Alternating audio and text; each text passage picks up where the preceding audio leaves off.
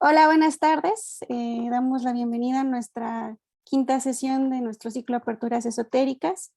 Agradecemos mucho a los presentes que se hayan conectado y que sigamos teniendo este diálogo. Hoy tenemos la presentación de Marcelo Sánchez con un tema muy interesante de un personaje cuasi desconocido en América Latina, muy conocido en Chile. Él nos va a presentar a Totila Albert el título de su trabajo es Totila Albert como sujeto esotérico en Latinoamérica. Entonces le damos la palabra a Marcelo. Bueno, muchas gracias Alejandra, a todos los asistentes. Siempre recordar al Instituto de Investigaciones Filológicas de la UNAM y al Centro de Estudios Culturales Latinoamericanos de la Universidad de Chile, que son las instituciones que nos apoyan en este viaje. Como anunció Alejandra, la sesión de hoy espero como colaborar a la difusión y el conocimiento de la obra y la personalidad de Totila Albert. Voy a compartir unas láminas de PowerPoint para apoyar esto, toda vez que la persona que vamos a compartir, a estudiar, es un escultor, es un destacado escultor modernista chileno. ¿Se ve? ¿Se ve la presentación? Sí, Ok, sí se ve. vale. Bueno, algunas cosas que... Ay, no la puedo pasar, espérate. Acá. Ahí. Bueno, algunas cosas que quisiera, que ojalá se pudieran lograr con esta sesión, es por una parte volver a destacar algo que ya se ha dicho varias veces, que es el carácter transnacional de las ideas esotéricas. O sea, cómo estas ideas circulan, transgreden las fronteras nacionales, transgreden los estancos disciplinares, transgreden lo esperable para hacer surgir frente a nosotros muchas veces lo inesperado. Y dentro de eso también seguir destacando la riqueza particular del sujeto esotérico latinoamericano, que tiene algunas características locales por nuestra región, nuestra composición étnica, nuestra historia colonial, las dominaciones, las violencias que hemos sufrido, pero no por ello deja de ser una historia global, o como dice alguna terminología actual, una historia glocal, una historia que mezcla lo global con lo local. Otra cuestión que sería importante lograr al final de esta sesión es volver a poner como en importancia las relaciones entre artes y esoterismo, especialmente en el caso chileno, dado que hasta aquí, digamos, la producción académica lo que rescata con mayor publicidad es la cuestión espiritista o espírita, y se han tensionado menos, yo creo, otras relaciones, digamos. Macarena Ursúa nos hizo un enriquecedor y fantástico adelanto de las relaciones entre esoterismo y literatura, ¿cierto? Pero hay otros aspectos donde estas relaciones entre arte y esoterismo están menos indagadas. Hay un artículo de Máximo Introvigne sobre esoterismo en las Américas, un artículo en inglés, pero para Introvigne las Américas son en el fondo Estados Unidos y México, esas son las Américas. O sea, Introvigne no habla más que de la vanguardia mexicana y alguna cuestión teosófica que tiene como sujetos latinoamericanos en la teosofía en Estados Unidos, pero permanece como dentro de ese círculo, entonces hay mucho más que conocer e investigar. Y dentro de eso, otros dos últimos objetivos son visualizar las continuidades y renovaciones en las redes esotéricas chilenas, volviendo a retomar este concepto de redes esotéricas de Eduardo Debes y que Alejandra también criticó, matizó y enriqueció, digamos, entendiendo que redes esotéricas tampoco podrá ser un cajón desastre en que todo cabe y donde no hay diferencia entre doctrinas, tradiciones, ideas, etc. Y bueno, un objetivo no menor, tratándose de una ponencia como monográfica sobre una persona, es, claro, contribuir a que se conozca la obra, la vida de Totila Albert, en esta dimensión esotérica. Sin mayor preámbulo, este es como nuestro personaje. Él nació en Chile en 1892, en Santiago de Chile, y falleció en Santiago de Chile en 1967.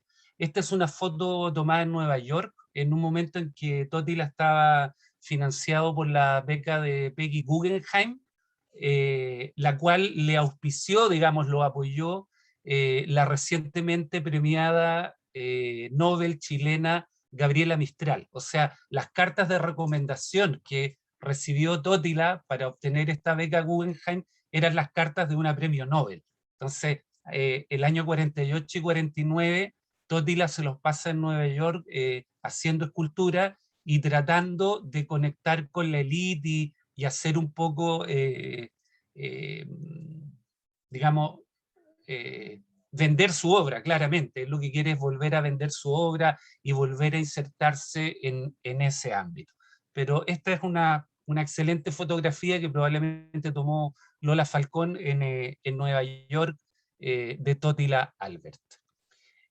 ¿Quién era Totila Albert? Esto nos impone hablar de su familia, puesto que si bien él nació y murió en Santiago de Chile, Totila Albert vivió 25 o 30 años de su vida en Berlín, ¿ya? Totila Albert es hijo de Federico Albert Taup, y don Federico Albert Taup llegó a Chile en 1889 como parte de una decena o veintena de profesores alemanes que fueron contratados para crear el Instituto Pedagógico. Este es un momento en la historia de Chile en que se habla del embrujo alemán, ¿cierto? Para reformar la educación secundaria se crea un instituto pedagógico con profesores alemanes adoptando el modelo bismarckiano, digamos. Para reformar el ejército se contratan técnicos prusianos, militares prusianos, que reforman el ejército. Para reformar la medicina chilena mira principalmente a París y sobre todo a Berlín. Entonces, se habla de este periodo como un cierto periodo del embrujamiento alemán, digamos, la influencia alemana con una potencia increíble. Estos profesores que fueron contratados para el Instituto Pedagógico, en su contrato decía que debían hacer educación, formar profesores, y se les prohibía investigar. Sin embargo, estos profesores finalmente son quienes dieron un impulso definitivo a la lingüística, a la antropología, a la etnografía, a la psicología. O sea, realmente su preparación académica, filosófica, intelectual, sigue presente hasta nuestros días, en la lingüística, en la etnografía, en la antropología, en la geografía. Ellos dieron forma científica y disciplinar a estos saberes en el contexto nacional. Federico Albert era doctor en botánica, era hijo de músicos, y al llegar a Chile, bueno, se integró al Instituto Pedagógico, pero sobre todo se transformó en el ayudante digamos, de arqueología, de historia natural de Rodolfo Filippi, otro alemán que estaba a cargo del Museo de Historia Natural. Entonces, durante muchos años, Federico Albert se dedicó a recoger fósiles.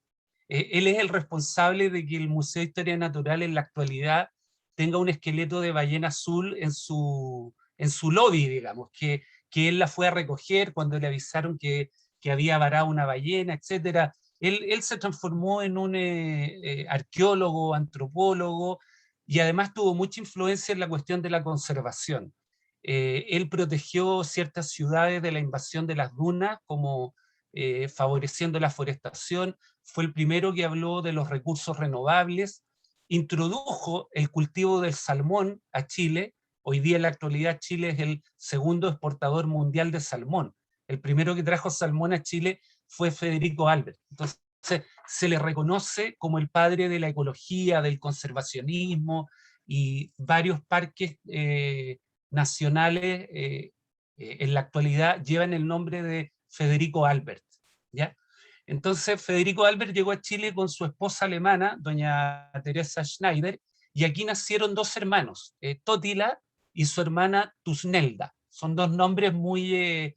aquí la crónica decía tienen nombres bárbaros, porque no son nombres cristianos, son nombres alemanes, germanos, digamos. Entonces, aquí tenemos a Totila con 10 años, en el interior de una casa burguesa de Santiago, no sé si será su casa, pero esta es como el clan de Totila Albert.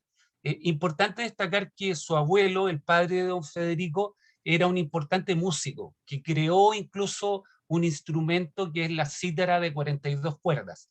Y la familia Albert era experta en tocar la cítara, digamos. O sea, Totila tiene desde muy temprano una formación musical.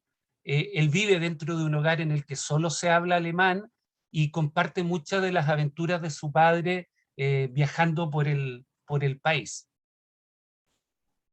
¿Ya? Ahora, el matrimonio Albert de don Federico con doña Teresa se disolvió. Doña Teresa volvió a Alemania en 1911 y se llevó a los niños, digamos. Federico se quedó solo aquí en Chile, se llevó a Totila y a Tusnelda, y desde ese minuto, desde 1911 hasta 1939, en realidad Totila va a permanecer durante casi todo el tiempo en Alemania. Va a tener viajes muy significativo a Santiago de Chile, a ver a su padre, algunas experiencias que vamos a comentar, pero tiene una vida fundamentalmente alemana, digamos. En Alemania Totila perfeccionó sus habilidades musicales con su abuelo y falleció su madre en 1911 y él volvió a Santiago de Chile. Y acá en Chile, su padre, que era una gran figura intelectual de la administración, insisto, digamos, con mucha influencia, prácticamente lo obligó a estudiar astronomía. O sea, perdón, eh, agronomía. Lo obligó a estudiar agronomía, ¿cierto? Y hay algunos testimonios que hablan de que Totila, en el fondo, era muy discriminado por sus compañeros porque sufría mucho por los animales. O sea, tenía que castrar animales, entonces eso le provocaba mucho sufrimiento, y realmente él estaba haciendo todo esto solo presionado por su padre, digamos. Hasta que en algún minuto su propio padre se da cuenta de esto y constata las habilidades artísticas y le ofrece apoyo para que él vuelva a Alemania y se forme como artista, cosa que ocurre en 1915. Entonces Totila se devuelve de Santiago de Chile a Berlín, y en Berlín toma clases primero con Martín Körte, un dibujante simbolista del que no hay mucha información, pero después en la Academia de Bellas Artes de Berlín se hace alumno de Franz Metzner, y luego Franz Metzner lo invita a que forme parte de su taller privado. Y de ese taller privado Totila sale porque Franz Metzner alguna vez lo retó y lo reprendió de mala manera, entonces él decide retirarse. Pero Franz Metzner no es una figura menor dentro del arte europeo, digamos, ¿cierto? Él es el escultor de un gran monumento que hay en Leipzig, que conmemora la batalla de Leipzig de 1813, que es el monumento a la batalla de las naciones, ¿ya? Este monumento tiene un arquitecto, pero todo el decorado, toda la escultura es obra de Franz Metzner, ¿ya? Y aquí vemos lo que llaman la cripta con las guardianes de los muertos, de 1913. Incluso después de que Franz Metzner muriera, Totila Albert creó un busto de Metzner que es el que podemos ver acá a mano derecha mía, izquierda suya, no sé. ¿Se ve la diapo, cierto? Sí, ok, ya. Entonces Totila se forma con Franz Metzner como escultor. Producto de esto tenemos que ya para 1919 Totila Albert es un escultor relativamente reconocido, con exposiciones en Stuttgart, en Berlín, y ya forma parte de un círculo de intelectuales, de poetas, de místicos, de escultores, en una relación que es muy complicada, digamos, porque a pesar de esto, Totila siempre fue el extranjero, ¿ya? Además, estamos pensando que estudió, se formó en Alemania mientras acontecía la Primera Guerra Mundial. Entonces, era una relación muy, muy tensa con sus maestros, con sus condiscípulos. En 1923, Totila Albert regresa a Santiago de Chile y hace una exposición en una casa de la élite que tenía una casa de remate, la casa Eizaguirre, hace una exposición de escultura e inmediatamente Totila Albert produce un impacto telúrico sobre la escena artística chilena. Totila Albert es muy bien criticado por Pablo Neruda, por Gabriela Mistral, por Eduardo Barrios, por el principal crítico de la época, que es Hernán Díaz Arrieta, Alone. O sea, todos lo reciben con los brazos abiertos como influencia artística. Lamentablemente él entra en cierto conflicto con otro grupo que existía en Chile, que era el grupo Montparnasse, que, como el nombre lo dice, era un grupo afrancesado que resistía esta influencia alemana, digamos. Luego, en 1928, Totila es becado por el gobierno de Ibáñez del Campo para estudiar escultura ornamental en Alemania.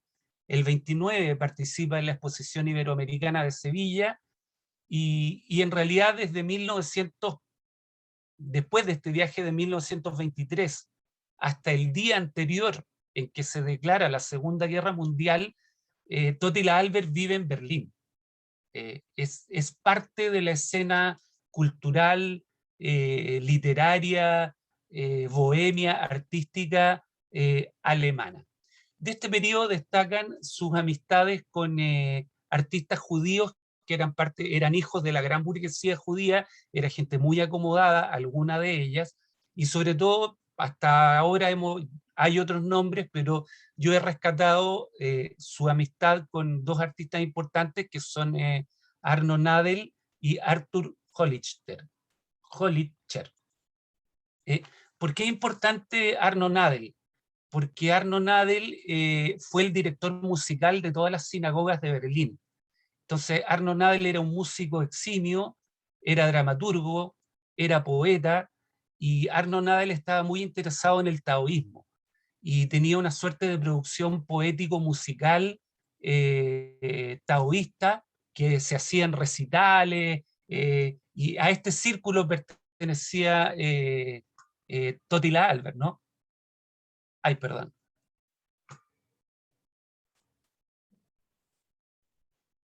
Ahí está. A este círculo pertenecía Totila Albert. Este otro personaje también lo rescato, que es Arthur Hollicher, que hacía literatura de viajes. Él también es poeta, dramaturgo, hacía literatura de viajes. ¿Ya? Hollicher murió en Génova de muerte natural, pero Nadel murió en Auschwitz. O sea, estuvo primero en un campo de concentración de paso, pero Nadel murió en 1943 en Auschwitz. Este era el círculo con el que se relacionaba Totila Albert.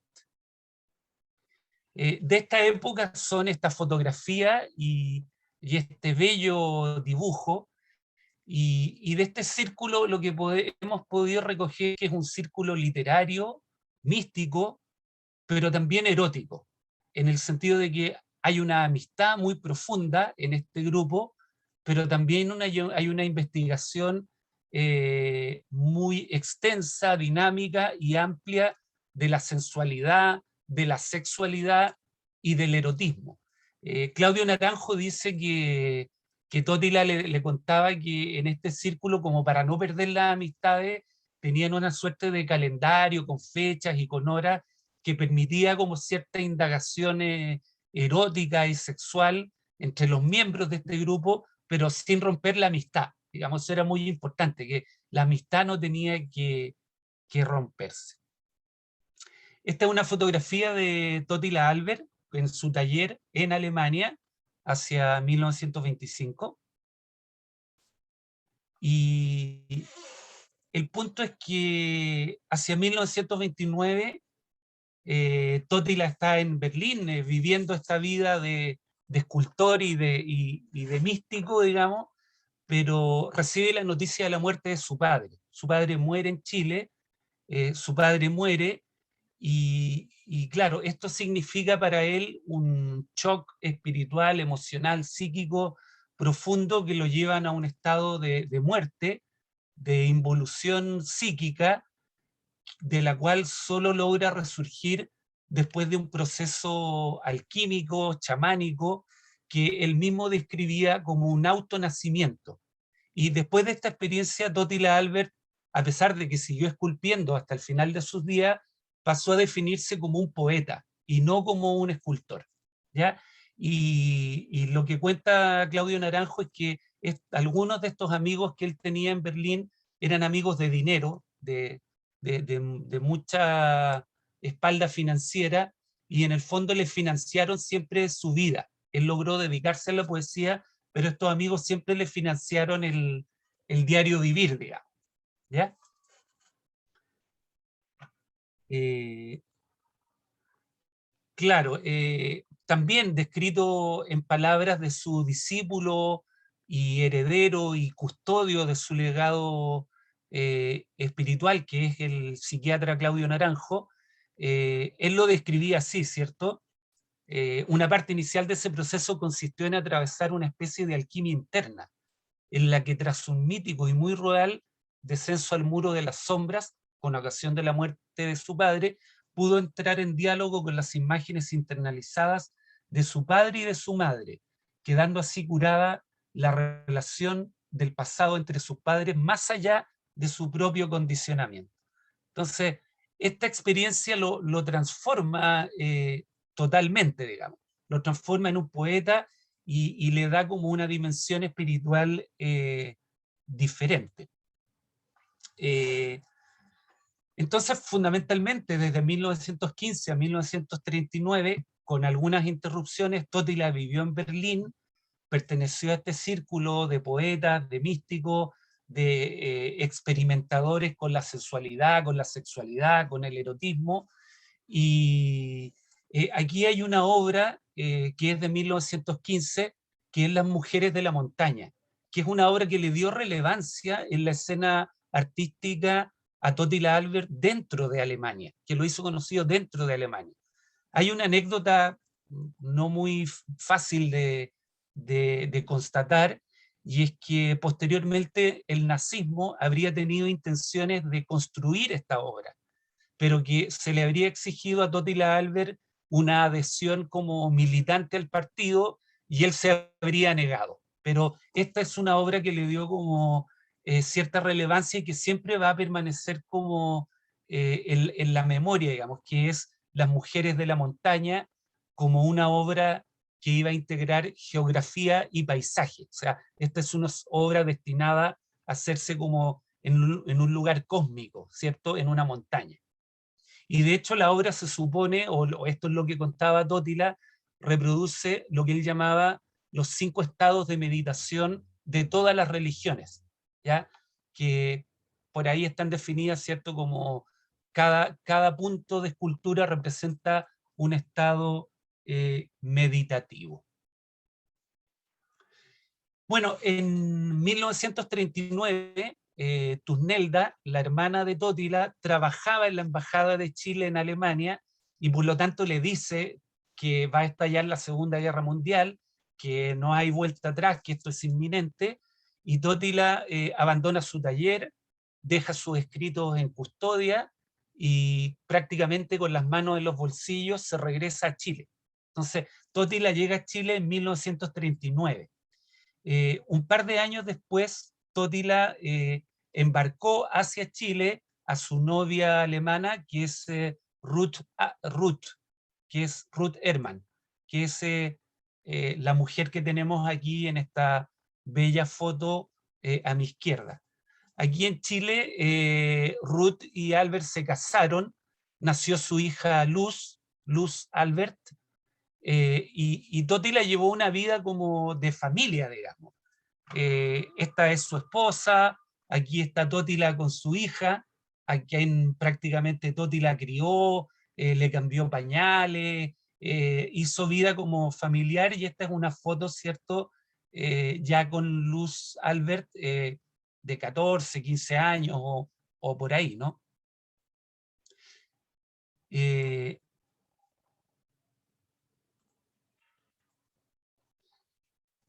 primer encargo que recibió Totila Albert como escultor a su llegada a Chile en 1939 es crear un friso, un relieve en yeso, un friso monumental para una institución que estaba en el ideario de Pedro Aguirre Cerda, que era la Institución para la Defensa de la Raza y el Aprovechamiento de las Horas Libres.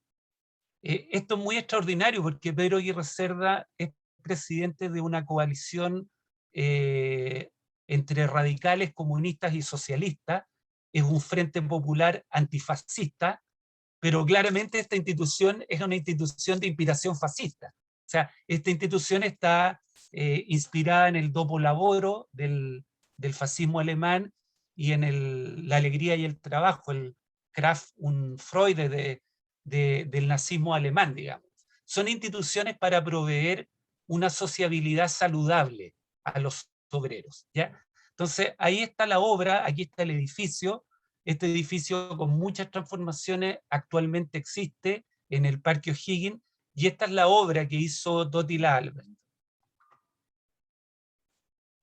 Y esta es una foto de la obra con la que espero, si el espíritu de Albert me acompaña, explicar un poco la doctrina, ¿ya? Y la doctrina de Albert en el fondo es una doctrina de crítica al patriarcado, que implica un nuevo orden entre padre, madre e hijo, entendidos como potencias espirituales universales que guían el desarrollo de la especie humana de generación en generación, ¿ya? El padre apunta hacia el cielo porque implica como el pensamiento abstracto, filosófico, metafísico. La madre apunta al hijo porque implica como la nutrición, la preocupación terrestre, los aspectos prácticos de la vida. Y el hijo es como el que indaga la acción, digamos, es el hombre de la acción. Y aquí vemos al cóndor, una ave tradicional de los Andes que está en el escudo chileno, que está como tomando las entrañas del hijo, que está figurando esta iniciación chamánica, que es como la destrucción de las entrañas por un águila cósmica que produce toda esta transformación, digamos. Pero lo que propone Totila es un nuevo orden, es una crítica fundamental al patriarcado, una crítica a la monogamia, una crítica a un patriarcado que él considera obsoleto, y él lo que propone es un nuevo orden, es un nuevo acuerdo entre estas tres potencias fundamentales, ¿ya? Esto además Totila lo vinculaba con una cuestión embriológica que supongo que él conocía porque su padre era un naturalista, ¿cierto? Y es que el huevo fecundado tiene tres capas: el blastodermo, el endodermo y el mesodermo. Y cada capa produce el sistema nervioso y el cerebro, el sistema digestivo y los órganos interiores, o el esqueleto.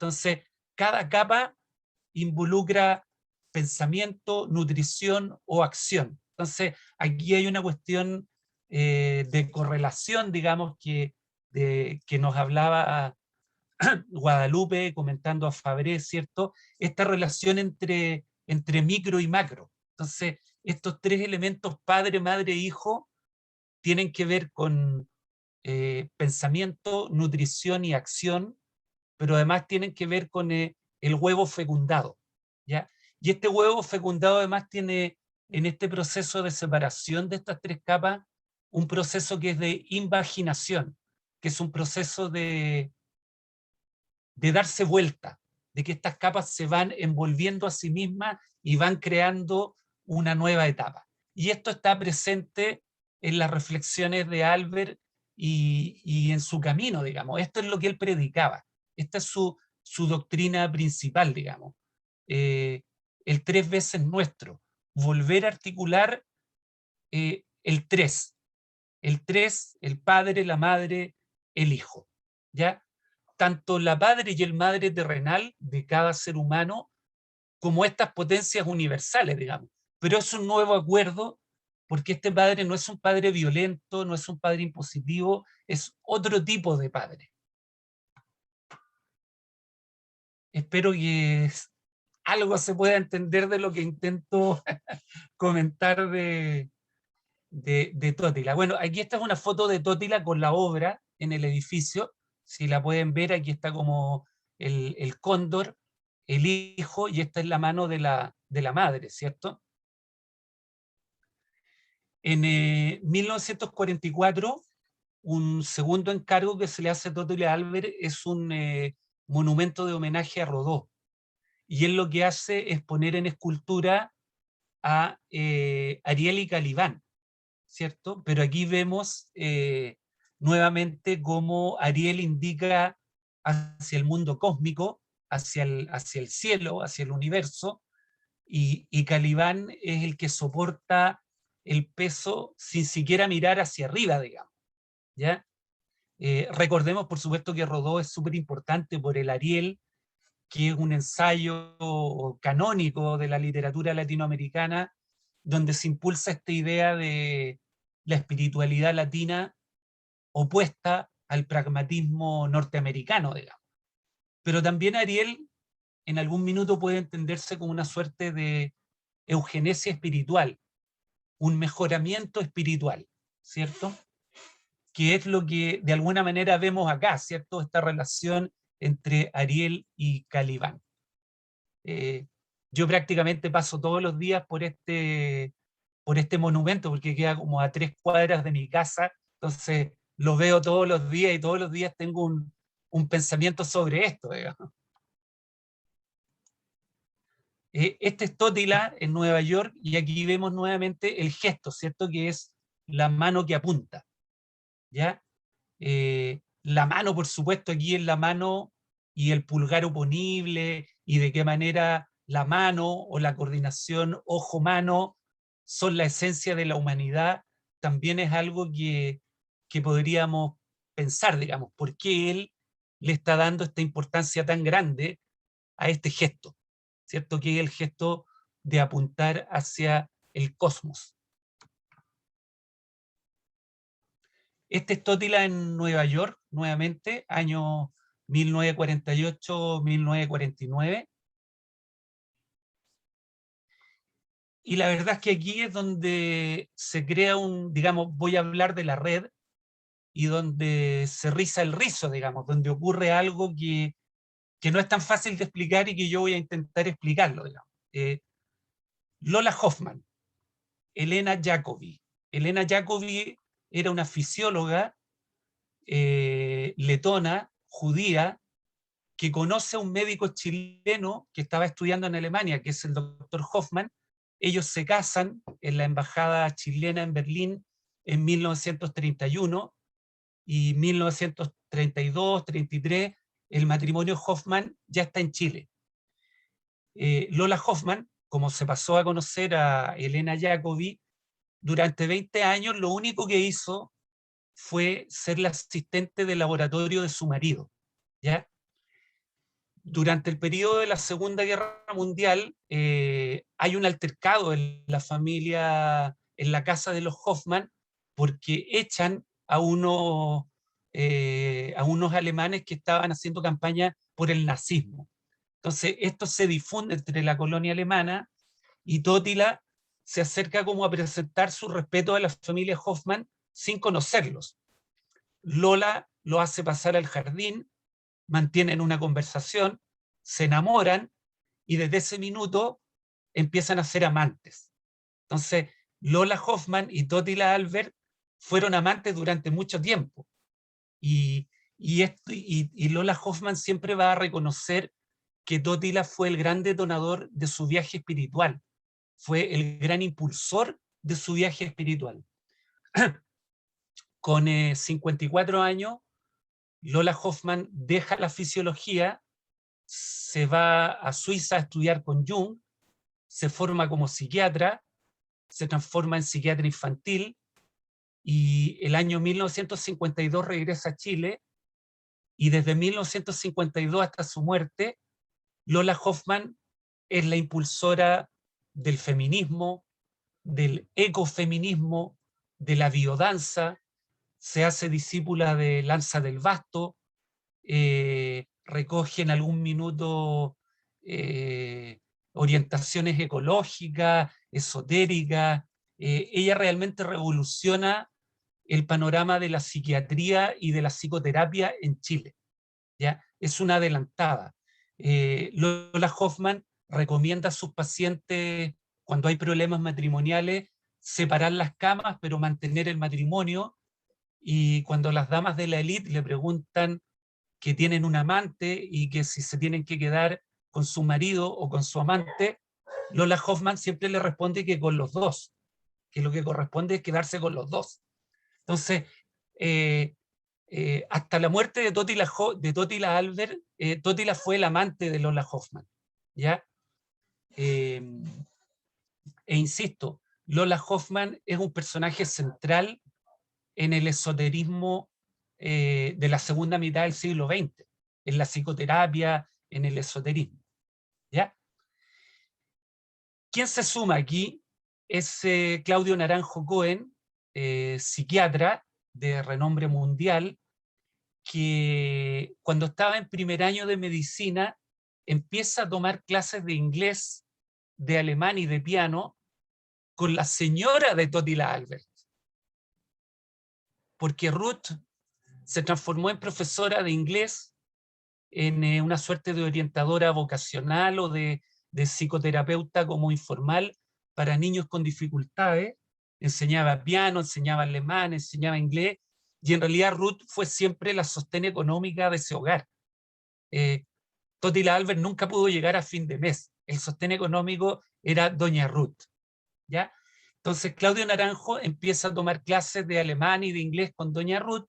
Por supuesto conoce a su marido, se deslumbra completamente con Totila Albert y surge entre ellos dos una relación discipular de maestro y discípulo, ¿ya? Voy a...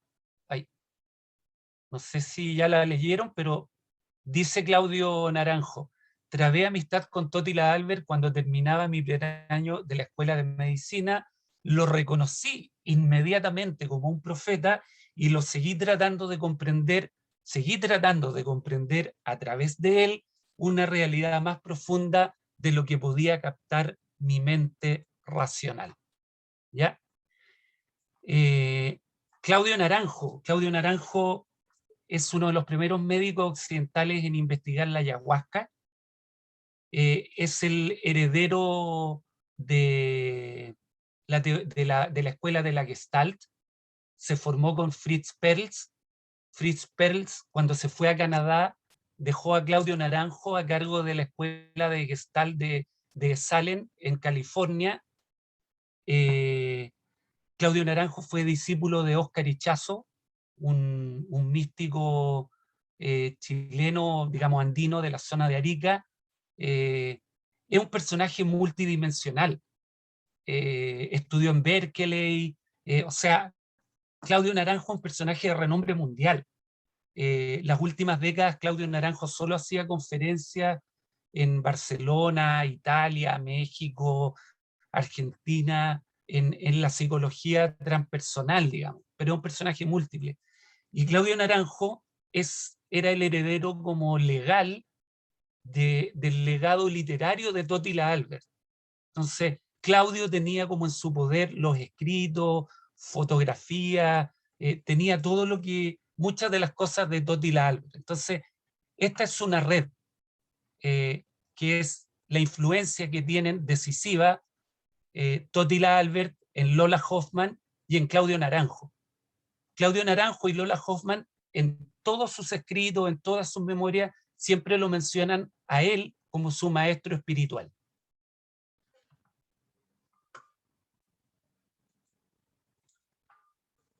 Y quienes siguieron, o quienes siguen en la actualidad, a Lola Hoffman y Claudio Naranjo, Pedro Engel, un astrólogo como de la farándula, Gastón Sublet, un filósofo místico, vivo hasta la actualidad, Humberto Maturana, un biólogo de renombre mundial, que creó esta teoría de la autopoiesis, bueno, el mismo Claudio Naranjo, Carmen Orrego, una activista por la paz y contra la dictadura militar, Gonzalo Pérez, un psicólogo transpersonal muy respetado en Chile.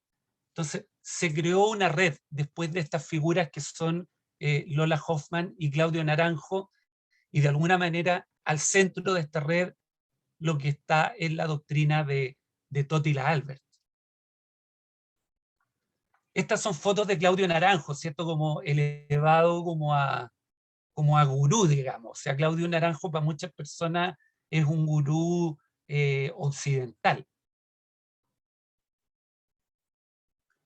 Estas son otras obras de Totila Albert.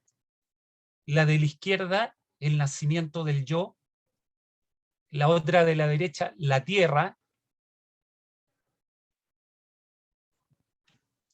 Esta es otra obra de Totila Albert que se llama Lucifer, el príncipe de las tinieblas. Y una cuestión que no puedo dejar de mencionar es que otra actividad de Totila Albert fue la de canalizar el logos, la palabra que existía o que existe en las obras de Beethoven, Schubert, Schumann, Brahms, Bach y Mozart. O sea, lo que él hacía era escuchar la música y transformar esa melodía en palabras, decodificar con clariaudiencia espiritual el mensaje contenido en estas obras. ¿Ya? Cuestión a la que se dedicó durante toda su vida, digamos. Por supuesto, aquí la doctora Guadalupe en otro momento nos puede ayudar. Todos estos mensajes están en alemán. O sea, lo que él escucha es el logos en alemán y transforma esto en una épica en alemán. Y las obras como esotéricas, que los poemas esotéricos de Totila en castellano, son poemas bien rudimentarios, y aquí no deberíamos olvidar que se trata del castellano de un niño de 11 años. O sea, después de los 11 años, el ambiente lingüístico de Totila fue siempre el alemán, y su raíz cultural fue siempre la alemana. Recordemos que en su familia también probablemente en el ambiente doméstico solo se hablaba en alemán. Entonces, en la actualidad lo que tenemos son partituras que van en la melodía. Totila le fue como escuchando cuál era el mensaje de estas obras, que es más o menos lo que tenemos acá, ¿cierto? Esto es un ejemplo de, me parece, el quinteto para clarinete de Brahms. Entonces, aquí están como la melodía, lo que él fue escuchando, y aquí está como digamos, aquí está puesto ya como sin las notas. ¿Ya? Y esto lo hizo para Beethoven, para Bach, para Brahms, para Schumann. O sea, decodificó el logos de esta música. Porque aquí la teoría es que la música conecta con el inconsciente, no con el logos, conecta con el inconsciente. Entonces, él traduce como el logos. Este es un momento interesante, y es Claudio Naranjo que consigue fundir esta obra La Tierra, y convence a Michelle Bachelet que ponga la plata y que haga el aporte institucional para que esta obra quede en el centro cultural que está en el Palacio de la Moneda, en el Palacio de Gobierno de Chile, digamos. Y la señora que está de falda azul y blusita rosada es Luz, es su hija. es la hija de Totila. Entonces, aquí está la hija de Totila, la obra de Totila, Michelle Bachelet y Claudio Naranjo inaugurando esta obra en el Centro Cultural Palacio de la Moneda. Y para ir cerrando, yo cuando inicié mi interés por Totila Albert era el año 2016, y la verdad es que rascando las capas de la web se podía encontrar la obra escultórica, pero no mucho más. O sea, descubrir este mundo esotérico, espiritual, esta iniciación chamánica, era algo más difícil, era algo un poco más intrincado. ¿Qué pasó? Que el 2017 la Fundación Gasco, que es una empresa que distribuye gas natural a las familias de Chile, que está dominada por empresarios de derecha o ultraderecha, se interesó en la obra de Totila Albert, creó una exposición que se llama Volver a la Luz, mediante la cual convencieron a Luz Albert, la hija de Totila, para que facilitara todos los yesos de Totila Albert que estaban en su poder para fundirlos, o sea, para hacer la obra en bronce.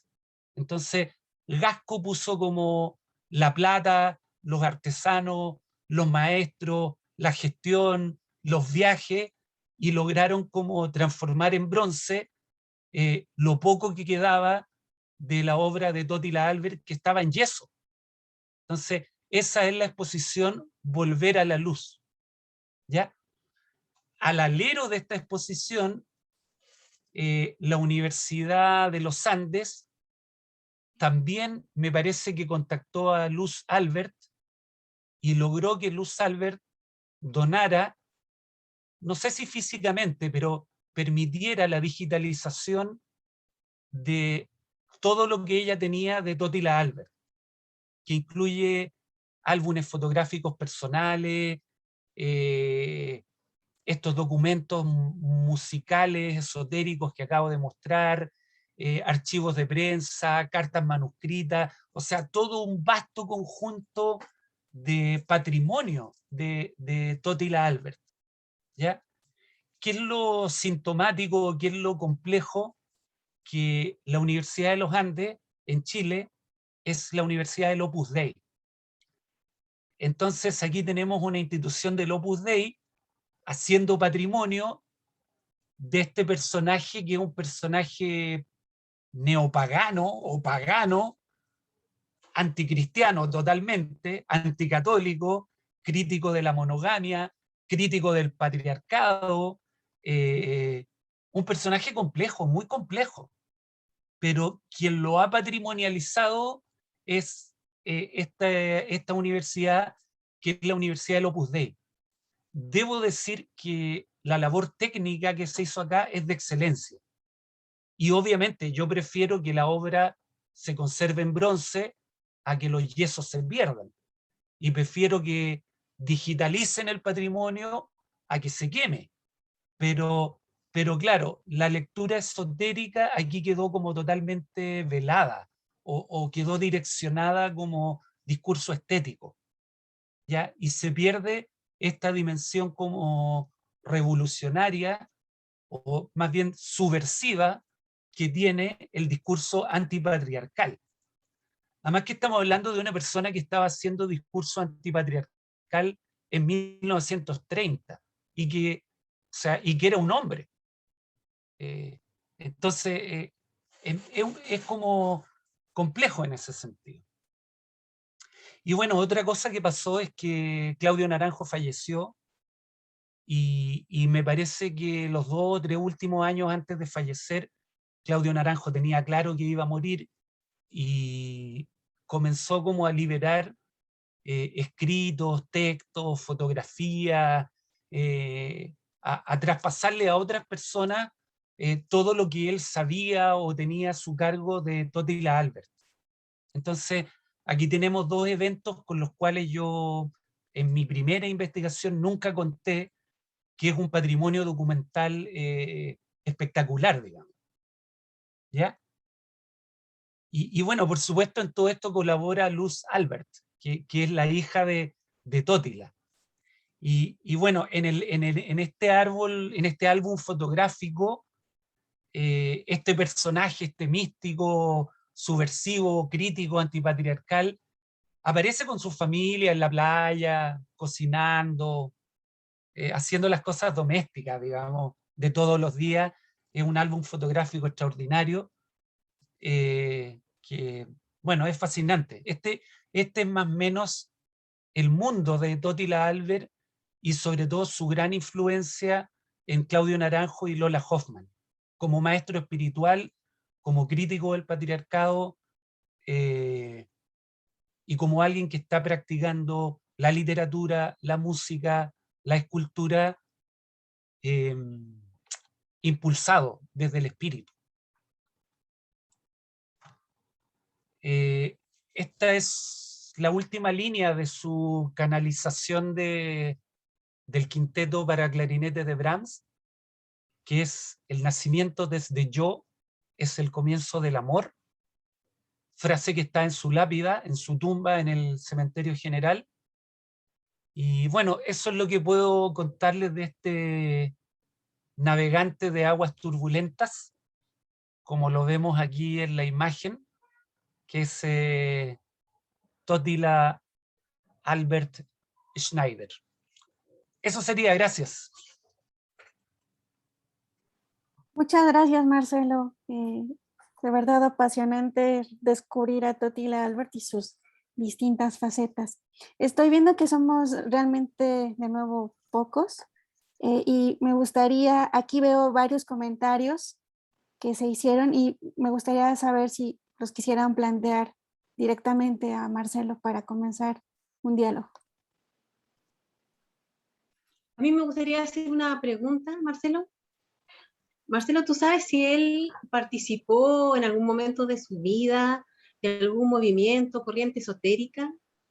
Y lo otro, si hay más antecedentes sobre la relación que maestro-discípulo que hubo entre él y Naranjo, algo que uno pueda, si se puede indagar más. Tú sabes, a mí me interesa bastante esa relación entre Totila, Lola, también Naranjo, pero especialmente con Lola. Entonces, si nos puedes contar un poquitito de eso, de cómo llegaste a esa información. Gracias. Y muchas gracias por el trabajo, súper interesante. Sí. Oye, es que, bueno, Lola Hoffman y Claudio Naranjo son muy explícitos. O sea, mencionan a Totila con nombre y apellido y mencionan esta teoría del embrión con las 3 capas blastodérmicas. O sea, lo mencionan, dan cuenta de todo esto. Entonces, ellos son muy explícitos. Otra cuestión interesante es que Claudio Naranjo también participó del Instituto para el Estudio de la Antropología Médica que fundó Franz Hoffmann, el esposo de Lola. O sea, Claudio Naranjo además era discípulo del esposo de Lola, ya justo antes de que el doctor Hoffmann tuviera un derrame cerebral y quedó en su casa, y Lola lo cuidó los últimos 10 años de su vida. ¿Ya? O sea, Lola y Franz Hoffmann nunca se separaron. Lo que sí hicieron fue separar las camas y cada uno tenía su vida sentimental por su lado, digamos. Pero nunca se separaron, nunca destruyeron la familia. Y eso por el lado de Claudio, de Lola, ellos son muy explícitos en señalarlo. Y sobre Totila, claro, ese círculo de dramaturgos, poetas, pensemos en el Berlín de finales de los 20, de la década del 30, era un círculo esotérico, místico. O sea, hay algunos ahí que están interesados en el esoterismo, sobre todo muy interesante este personaje Arno Nadel, que hacía una mezcla entre poesía, música, cábala, judaísmo, pero me parece que no son grupos organizados. Y otra cuestión importante es que Totila sufre este proceso alquímico como un proceso autocontenido. O sea, es un proceso que se despierta por la muerte de su padre, que lo lleva a este viaje por los abismos, pero desde donde él sale, hasta donde podemos saber, por su propia dinámica psíquica, por su propia dinámica espiritual. ¿Ya? Entonces, yo no tengo noción de que Totila Albert perteneciera a nada organizado con nombre, con carnet, con revista, con nada. No me consta, no lo sé. Una respuesta preliminar, pero claro, el mundo personal de Lola, de Claudio y de Totila es un mundo riquísimo que recién estamos conociendo. Recién estamos conociendo. Sí, por lo que tú señalas, quizás por una cosa más de tiempo, pero en el futuro yo creo que sería súper interesante indagar, por ejemplo, de ese círculo que tú mencionas, si a lo mejor parte de esos artistas o ese círculo intelectual que lo rodeaba, sí participaba, no sé si de la teosofía, el espiritismo, etcétera, y saber si recibió alguna influencia de parte de ellos, y a lo mejor, claro, quizás en Alemania puede que haya registro de que a lo mejor participó de alguna otra organización. Sería súper interesante eso. Muchas gracias. Sí, es que Arno Nadel no era un personaje menor. O sea, si el nazismo lo persiguió como para mandarlo a Auschwitz, es porque era una figura importante. Arno Nadel era el director musical de todas las sinagogas de Berlín. Entonces, Arno Nadel era un personaje importante y Arno Nadel estaba muy interesado en el taoísmo. Bueno, en el taoísmo y en Lao Tse. ¿Ya? Recordemos, por ejemplo, Lola tradujo del alemán de Wilhelm el I Ching. Entonces, aquí hay una vertiente también con el esoterismo oriental. Sí. Muchas Yo, gracias. antes, como para darle la palabra a Antonia, preguntarle a Claudia sobre Lola Hoffman. ¿Qué nos podría, como en esta relación, ¿no?, entre Totila Albert y Lola Hoffman, cómo podríamos ubicar a Lola Hoffman? ¿A mí o a Claudia? No, a Claudia, a Claudia. Ah. Bueno, ya presentó Marcelo más o menos la figura de Lola. Por ejemplo, en el tema que yo he investigado, hay muchos autores que la denominan a ella como la madre de la espiritualidad en Chile. Entonces, ella, por ejemplo, en el tema que yo investigo, es como el eslabón, por ejemplo, en el caso de, en la investigación de Marcelo menciona, por ejemplo, a Gonzalo Pérez. Gonzalo Pérez forma parte del círculo de Lola Hoffman, y él siendo muy joven, era psicólogo, es ella la que le hace el link, por ejemplo, con Héctor Sepúlveda, que era músico y se había formado como astrólogo en Inglaterra. Entonces, con este círculo, por ejemplo, parte este hoy día reconocidísimo astrólogo formador de nuevas generaciones, con el que han estudiado, por ejemplo, el mismo Engel estudia astrología con Pérez. Pero la figura, yo creo, de Lola es importante, claro, por todo el trabajo que ella hace con su interpretación de los sueños, hace una serie de talleres que duran muchos años, y en su casa, en la casa, como bien dice Marcelo, de los Hoffman, se producen cosas muy importantes. Por ejemplo, el primer curso de iniciación esotérica que hace Marco Antonio Leti, lo hacen en la casa de Lola Hoffman. Entonces, todo pasa en la casa de Lola Hoffman, es muy interesante eso. Sí, Yeah. es que tenemos que pensar que Lola Hoffman inició su formación de psiquiatra a los 54 años y vivió como hasta los 89. Entonces, a pesar de que empezó a los 54, son 30 años de donde tú puedes ver a Lola Hoffman en la ecología, en los ovnis, en la psicoterapia, en la psiquiatría farmacológica, en la biodanza. O sea, Lola Hoffman, claro, es un pilar fundamental en muchas cosas. Perdón que meta la cuchara, yo creo que también sería interesante preguntarnos cómo ella también tiene influencia en Totila. Sí. Es que, claro, es que cuando ellos se enamoran, Lola solamente era como la que le adormecía a los perros y limpiaba a los perros antes de que el doctor Hoffman los operara. Si ella eso era lo único que hacía, ella tenía una formación científica de excelencia, pero el doctor Hoffman la relegó al rol de ayudante de campo quirúrgico. Entonces ella lo único que hacía era operar perros. Y de hecho su viaje espiritual comienza porque ella tiene unos sueños donde los perros le hablan y ella decide como a partir de ahí se interesa en Jung y se va a estudiar con Jung. Pero eso ocurre como en el año 1948, pero la relación de Totila con Lola es de 1942, 1941, por ahí. Entonces Totila es el que desencadena ese otro proceso espiritual, psíquico. Muy súper interesante. Ahora sí, le damos la palabra a Antonio. Gracias. Felicidades, Marcelo, por tu investigación y gracias por compartirnos todos estos datos tan interesantes.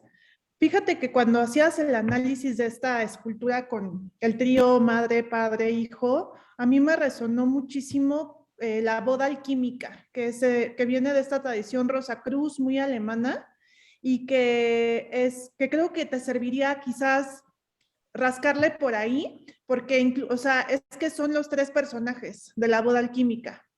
Hay variaciones, ¿no? A veces se fusionan los consortes en un andrógino, a veces tienen un hijo, a veces el hijo, o sea, es este renacimiento como el segundo nacimiento, ¿no? O renacimiento en un sentido gnóstico.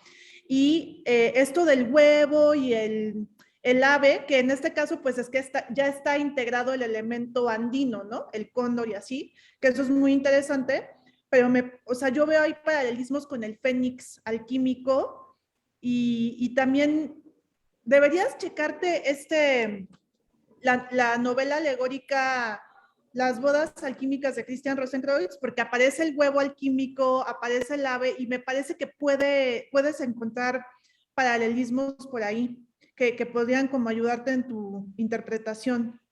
Eso por un lado. Y por otro lado, bueno, toda su estancia en la República de Weimar en la época pues, del expresionismo, ¿no? Las vanguardias. Creo que también podría ayudarte a explorar. Hay conexiones importantes entre el expresionismo y el ocultismo, porque el expresionismo alemán también plantea la cuestión del nacimiento de un nuevo hombre.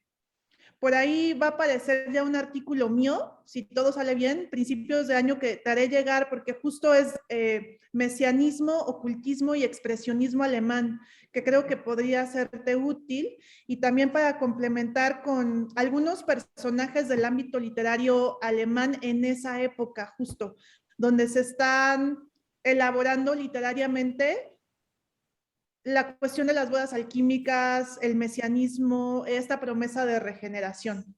Entonces, nada más como darte quizás coordenadas que puedan ayudarte. Digo, no estoy segura de que se conecten, pero si anduvo por ahí, es muy posible. Que conocía, por ejemplo, al escritor Gustav Meyrink, los círculos ocultistas alemanes que yo creo que no van a ser los ariosóficos, aunque quién sabe, puede que sean los teosóficos, ¿no? Entonces está la figura ahí de Franz Hartmann y los, bueno, habría que ver, ¿no? Y también la tradición Rosacruz, creo que esta tradición alquímica que es muy alemana, ¿no?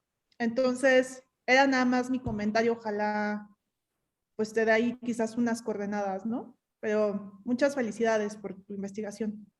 Muchas gracias, Guadalupe. ¿Alguien más Sí. quisiera hacer algún comentario? Oye, no, muchas gracias, Guadalupe, porque tenemos como todo este caudal de escultura, textos, que lo podemos describir, pero claro, lo que falta es como esta profundidad cultural, filosófica, cruzarlo con este momento. Entonces me hizo todo el sentido lo que tú mencionas, digamos. O sea, me parece súper coherente lo que dices, porque, claro, puede ser muy ingenuo interpretar esto como ab ovo, o sea, como desde la nada, como que él se lo inventó, digamos.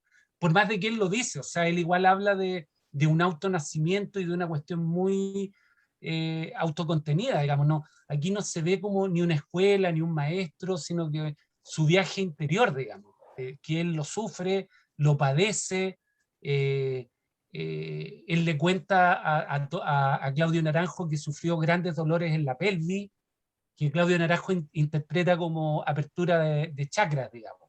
energético. Pero todo esto en un proceso muy personal, muy íntimo. Pero claro, obviamente interesa esta coordenada cultural que te agradezco porque es súper iluminadora. Es que, ¿sabes qué? Que finalmente la alquimia, la buena, es personal, es del adepto, ¿no? Es una alquimia, pues como esto que él plantea, ¿no? Y ya hay un imaginario estandarizado.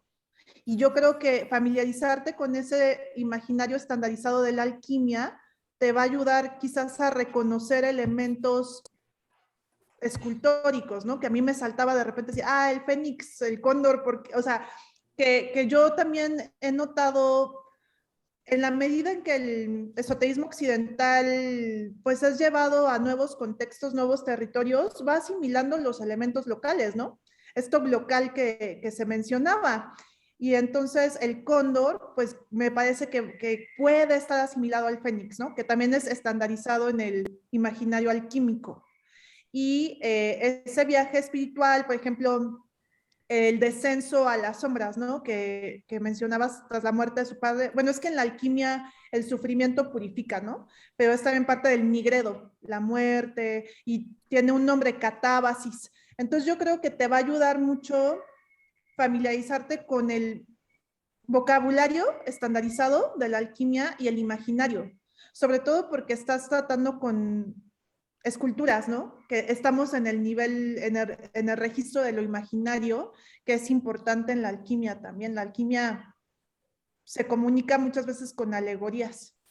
Entonces, bueno, en todo caso, pues si quieres estamos en contacto y te haré Sí, te llegar escribo, sí. cuando salga ese artículo sobre ocultismo, mesianismo y expresionismo alemán, porque él está ahí justo en lo mero bueno de la expresión, en la República de Weimar.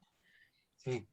Sí, Francisco también por el chat está dando como unas cuestiones súper enriquecedoras para avanzar un poco sobre este tema. Sí, no sé si Francisco nos Gracias. quisiera comentar algo o le hacemos los comentarios leyéndolos, pero A vale, ver si puedo hablar o no. claro, sí, adelante. Qué bien. Lo que pasa es que yo estoy trabajando en la Casa de Remate de Izaguirre en estos momentos y ha sido bien curioso ese alcance con Totila por otro lado. Y un amigo mío se ha entrevistado con Luz Albert hace un buen tiempo porque está haciendo una película sobre Totila Albert. Esto es como secreto. Y ha sido bien interesante toda esta cosa. ¿Qué les podría mencionar? Franz Evers me parece que es el personaje que estuvo como ligado a Totila en algún momento, así como que fueron amigos o algo así en estos círculos literarios también. Eso recuerdo que lo vimos en una nota, parece que en un libro de la biblioteca, porque alcanzamos a ver algunos libros de la biblioteca de Escandinavia y esta cosa, con este amigo. Eso es lo que les puedo como comentar. Y bueno, y eso, más o menos. Lo que quería agregar era que posiblemente hay un vínculo, como todas estas cosas como literarias y esotéricas se mezclaban en esa época con la idea de la Levens Reform, la reforma de la vida, el Monte Veritas, todo ese asunto. Eso podría como aportar así ahora. Muchísimas gracias. Doctor Chávez, ¿usted quisiera decir algo? Bueno, no, yo lo que quería era felicitar a Marcelo, porque pues para mí ha sido una revelación. El artista, el medio, la vida, yo la verdad no tenía mayor referencia. De Claudio Naranjo, por supuesto que sí, porque bueno, como bien mencionaban, pues es una figura súper conocida, pero digamos, todo lo demás ha sido realmente pues una revelación en el mejor de los sentidos de la palabra. Y pues me alegra que se esté en este sentido investigando una figura que seguramente va a interesar a muchas otras personas, más allá del ámbito natural chileno, digamos, que pueda tener en esta revisión ya más a escala latinoamericana de personajes notables. Ahora, sí, de alguna forma, yo aconsejaría, retomando la línea, lo que había señalado Claudia, de tratar de ver si es posible establecer, digamos, dentro de esa diversidad de influencias en Totila Albert, la posibilidad de identificar ciertas corrientes esotéricas específicas, ¿no?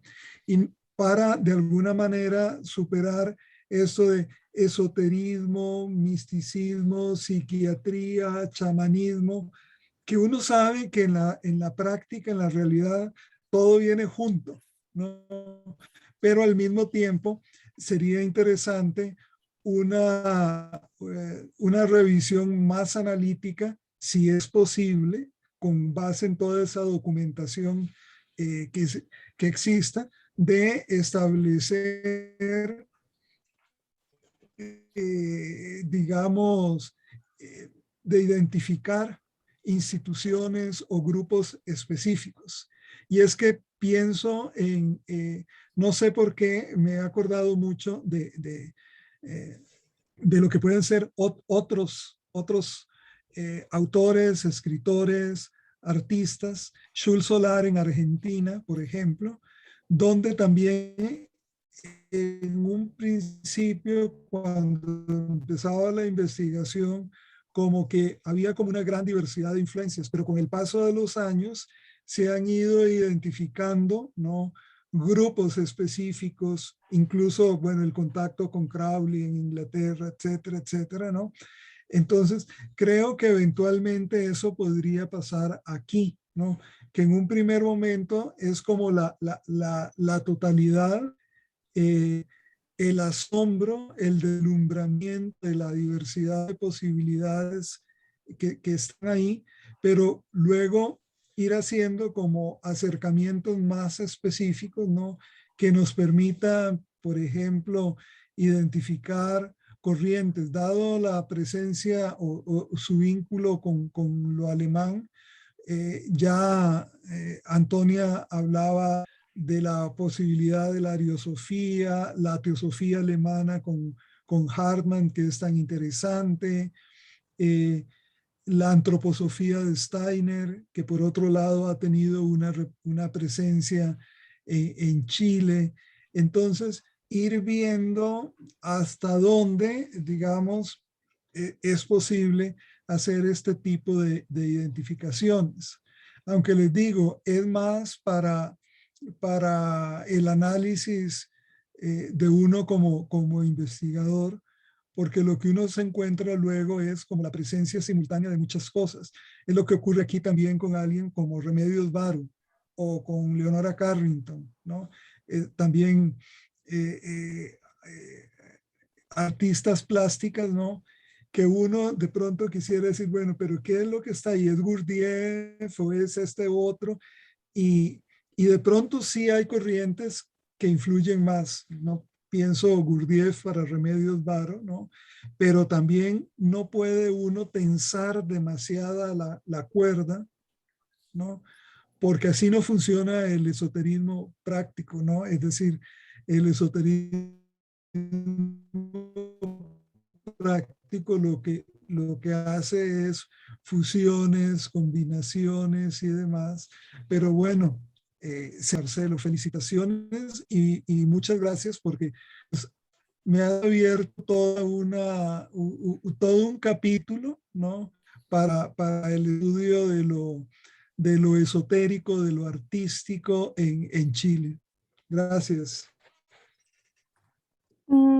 ¿Alguien más quisiera Gracias. dar un comentario o alguna duda?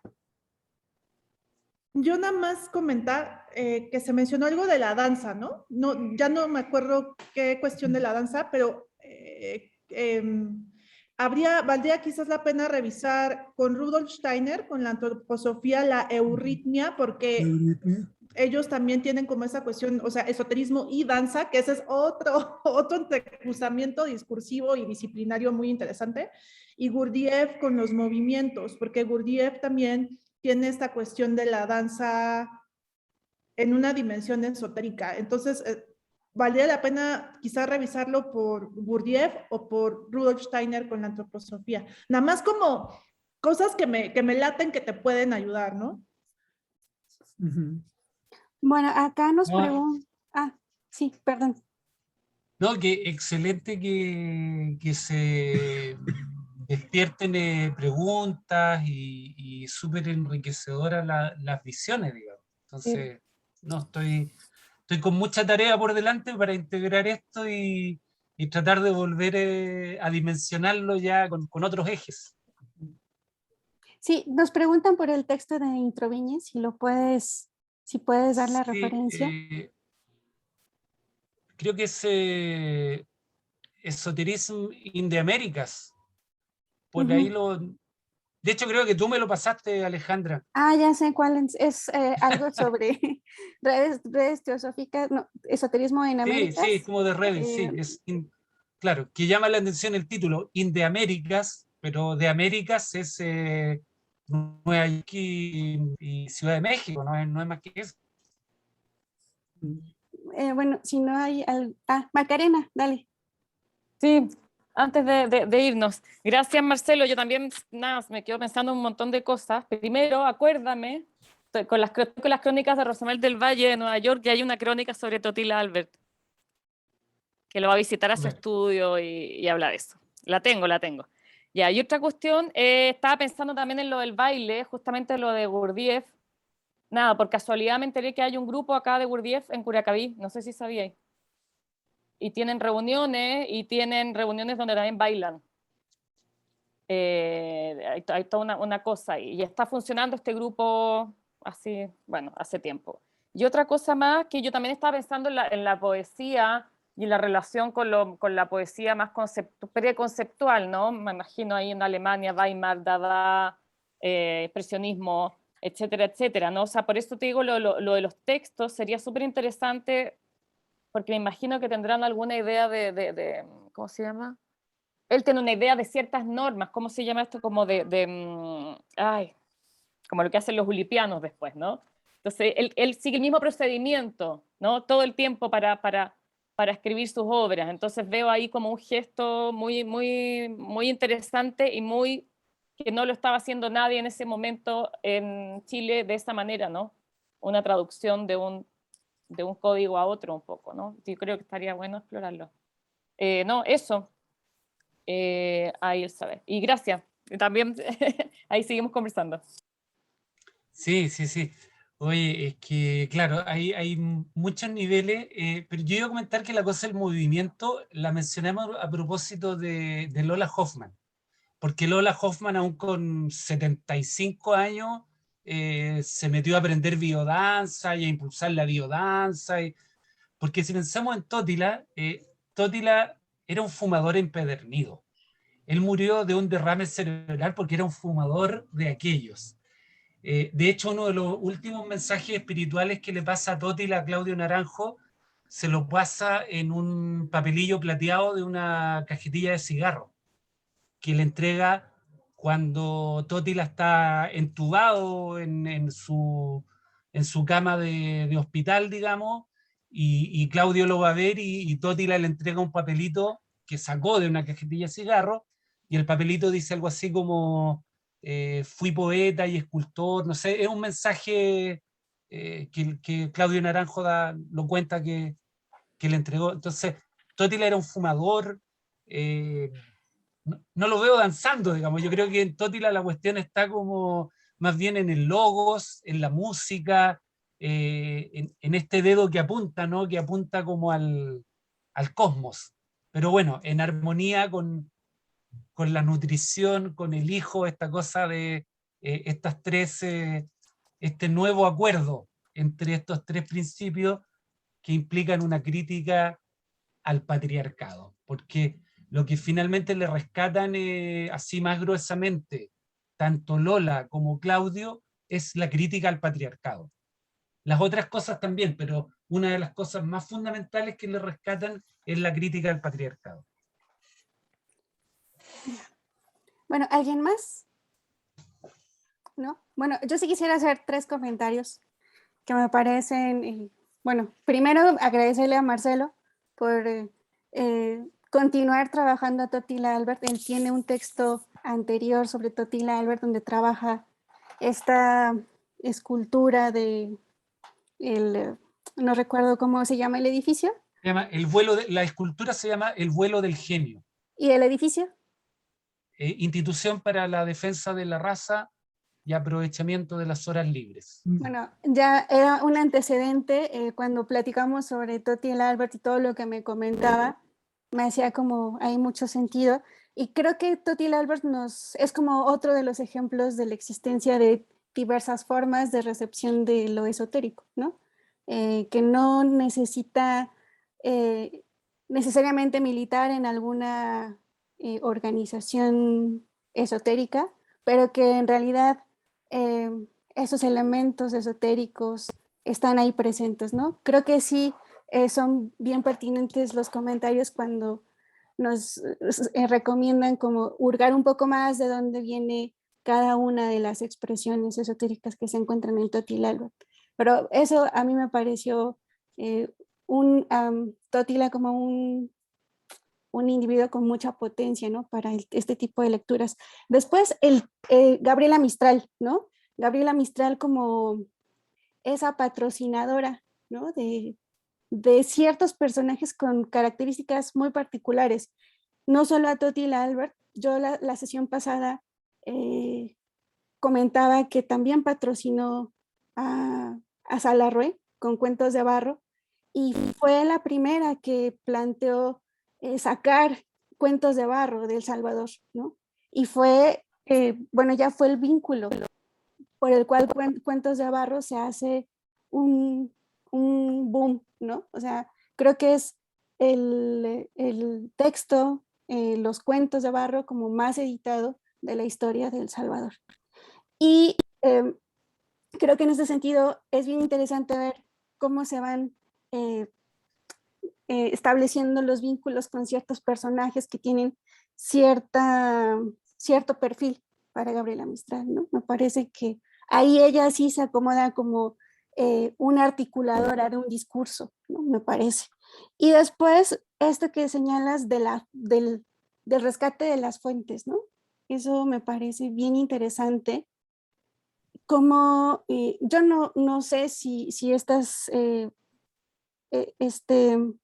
pues estos actores que tú ubicas como de derecha y ultraderecha se den cuenta de la potencialidad del discurso de Albert, ¿no? No solo de los poemas, de la música, sino del discurso gráfico, no sé, o sea, eso me pareció bien interesante, ¿no? Porque parece que le están dando como una lectura muy particular a la obra y le están dejando de lado como todo esto que tú rescatas, ¿no? El hombre antipatriarcal, el ecofeminista, ¿no? O sea, todo por lo cual están este tipo de figuras como Lola Hoffman y Claudio Naranjo siendo vinculados con él. Sí, oye, no, muy bueno los comentarios. Lo de Gabriela Mistral, claro, ella le auspicia, le da una carta para que él se presente a la beca Guggenheim. Entonces, claro, cuando una premio Nobel te auspicia tu beca, yo creo que es bien probable que te la den. Pero Gabriela ya lo alabó mucho en 1923, o sea, Sí, esa sí. exposición de la Casa Izaguirre de 1923 realmente conmovió el ambiente cultural local, digamos. Y para ir cerrando, claro, el presidente de Gasco y de la Fundación Gasco, su esposa es en la actualidad la encargada del programa cultural del candidato José Antonio Cast, que es un candidato de ultraderecha, digamos, o sea, es el candidato que está proponiendo eliminar el Ministerio de la Mujer, crear una red latinoamericana de persecución de personas de izquierda, liberar a los presos por derechos humanos, aumentar la jubilación de los militares, o sea, el candidato, digamos, casi pro-nazi, digamos. Entonces, la encargada cultural de ese programa es la esposa del presidente de Gasco y de la Fundación Gasco. Y además tenemos esta universidad del Opus Dei, enclavada en lo alto de la cordillera chilena, aislada totalmente del resto de la sociedad, en unas construcciones paradisíacas de primerísimo mundo, que se encarga de digitalizar este material. Entonces, en el hecho de haber traído los yesos desde la casa de Luz Salbert a Santiago, fundirlos en bronce, o sea, hay una inversión multimillonaria. Y todo esto, claro, hecho por una gente que, o sea, además pertenecen a un pensamiento religioso ultraconservador. Entonces desvían la cuestión como hacia el tema estético y yo creo que se pierde ese potencial subversivo que tiene como la cuestión antimonogámica, antipatriarcal, o sea, no sé. Marcelo, ¿y tendrá que haber una filia germánica por ahí de todos estos grupos? No se ve, no se ve, yo creo que hay un enamoramiento por el arte, es un programa de un magíster en patrimonio cultural, entonces esto le venía muy bien como práctica para sus estudiantes, porque realmente lo hicieron súper bien, o sea, lo hicieron súper bien, pero hay algo difícil todavía de digerir en que sea como ese grupo de élite ultraconservadora católica, conservadora política y religiosamente, el que esté como patrimonializando y poniendo en valor la obra de Totila Albert. Porque finalmente hay que reconocer, ellos la pusieron en valor. Ellos la pusieron en valor. O sea, la exposición de Gasco, Volver a la Luz, durante 2 años estuvo en la prensa, estuvo abierta a público, reflotó la figura de Totila Albert, o sea, lograron crear un impacto muy notable. Entonces, es cierto, aquí se patrimonializa una obra, pero es complicado porque además el Estado no lo hace. El Estado no lo iba a hacer. Entonces, ellos tienen la plata, tienen la iniciativa y tuvieron el interés de hacerlo. Pero hay algo que a mí no me termina de cuadrar, pero no tengo la solución. Bueno, pues podremos Se seguir. van a infartar, ay, perdón, se van a infartar cuando saques tu investigación y reveles la clave esotérica, ¿no? Porque los contenidos están ahí para todo el mundo, nada más que si no se conoce la clave esotérica, se lee otro texto completamente, ¿no? Entonces ya nos platicarás cuando publicas tus investigaciones, la reacción, ¿no? Quizás. Ojalá no retiren el apoyo, habrá que ver. No, yo creo que ya está hecho, yo creo que ellos valorizaron la obra, o sea, transformaron unos yesos que se iban a terminar perdiendo en obras de bronce, seguramente se las quedaron, yo creo, llegaron a algún acuerdo con los herederos, y el sitio de memoria chilena que está abierto, hay que reconocer, o sea, la digitalización y el trabajo técnico fue extraordinario, de primer nivel, y eso está open access, de cualquier punto del mundo que tenga un computador. Entonces, han hecho un aporte que yo valoro muchísimo. Bueno, pues yo creo que da para mucho. Ojalá de este ejercicio salga algo, algún artículo. Y pues por el momento damos por terminada nuestra 5ª sesión de aperturas esotéricas. De nuevo agradecemos al Centro de Estudios Culturales Latinoamericanos de la Universidad de Chile y al Seminario Permanente de Estudios sobre Esoterismo desde América Latina del Instituto de Investigaciones Filológicas de la UNAM. Y los esperamos el próximo jueves con nuestra última sesión a cargo del doctor Chávez, que nos hablará de literatura comparada y esoterismo. Entonces lo dejamos hasta aquí. Muchas gracias. Nos vemos el próximo jueves. Gracias a todos y todas.